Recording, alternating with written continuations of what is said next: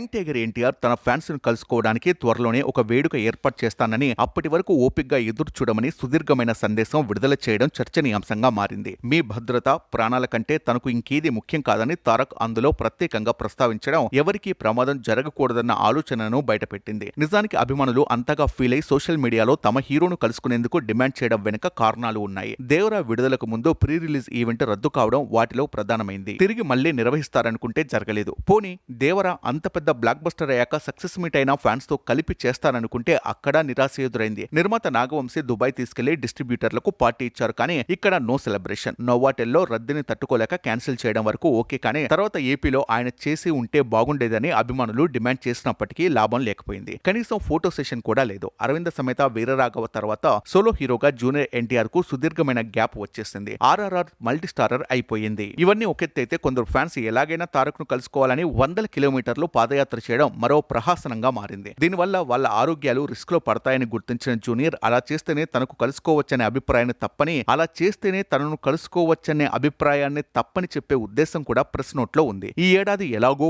War 2 release ఉంది. దానికి AP, తెలంగాణలో ఈవెంట్లు ఉంటాయి. ప్రశాంత్ నీల్ సినిమా కూడా